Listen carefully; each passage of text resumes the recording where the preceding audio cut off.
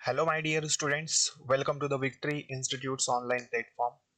Friends, आज हम discuss करने वाले हैं इंग्लिश में सेंटेंस रीअरेंजमेंट, या फिर जिसे आप पीक्यूआरएस के नाम से भी जानते होंगे या फिर पैराजंबल के नाम से भी जानते होंगे।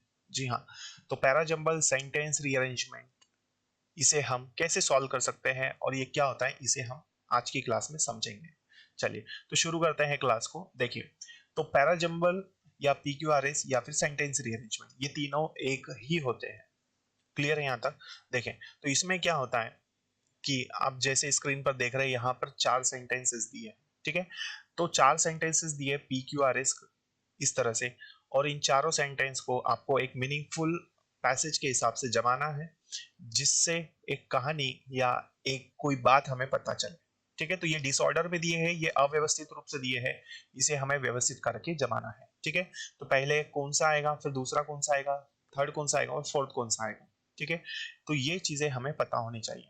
अच्छा, इसके लिए जरूरी है हमें रीडिंग अच्छी आनी चाहिए, ट्रांसलेशन हमारा अच्छा होना चाहिए, है ना। इंग्लिश में लिखा है तो हिंदी में क्या मीनिंग होगा ये हमें पता होना चाहिए, और उसके बाद में हमें इन्हें सीक्वेंस में जमा कर देखना होता है। ठीक है, तो ये आपके एग्जाम के लिए बहुत ही ज्यादा इंपॉर्टेंट है, चाहे आप वर्ग 3 की बात करें, चाहे आप मध्य प्रदेश सब इंस्पेक्टर की बात करें या फिर ग्रुप 4 की बात करें। ठीक है, सभी एग्जाम्स के लिए बहुत ही ज्यादा क्या है, इंपॉर्टेंट है। तो चलिए शुरू करते हैं हम लोग इसको। देखिए, तो पहला दिया है यहाँ पर many of the old sellers, है ना। तो सबसे पहले हमने पढ़ लिया, इसका मतलब क्या हुआ, पुराने नाविकों में से कई नाविक, है ना। दूसरा से इट इज अनलकी, कहते हैं कि ये अशुभ होता है। और आर नंबर का सेंटेंस है, ये क्या है, इसमें बुलाएं to sell on a Friday, है ना, शनिवार शुक्रवार को यात्रा करना। और एस में दिया है हु आर जनरली सुपरस्टिशियस, सामान्य रूप से जो क्या होते हैं, अंधविश्वासी होते हैं। तो ये हमने हिंदी में समझ लिया। अब हम इसको देखेंगे नीचे चार ऑप्शंस में से कौन सा सही है। देखना, तो डियर स्टूडेंट्स देखना क्या है यहाँ पर। देखें, तो पहला ऑप्शन हमें दिया है यहाँ पर many of the old sellers. ठीक है, तो ये एज इट इज है, पहला पी आएगा, है ना, पुराने नाविकों में से कई नाविक ऐसा कहते हैं, है ना। तो ये हो सकता है क्या, क्यू वाला नहीं होगा, तो इसके बाद आएगा हमारे पास एस, पुराने नाविकों में से कई नाविक एस जो सामान्य रूप से क्या थे, अंधविश्वासी है, ऐसा कहते हैं। तो इसके बाद में कौन सा आएगा, पी एस हो गया, फिर क्यू आएगा। ठीक है, ऐसा कहते हैं।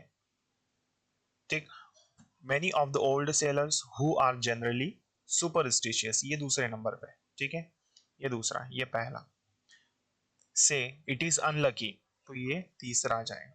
ठीक है, क्यू वाला, और बचा कौन सा, एक ही ऑप्शन जो क्या है, आर वाला।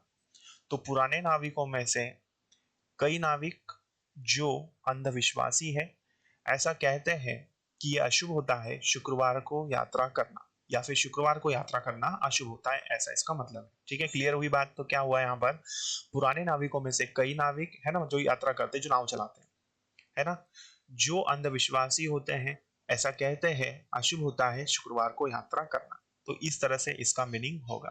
क्लियर है, तो इस तरह से हम इसे सॉल्व करते हैं, और यही इसकी ट्रिक होती है। ठीक है, तो आई होप आपको ये सारी चीजें अच्छे से क्लियर हो चुकी होगी।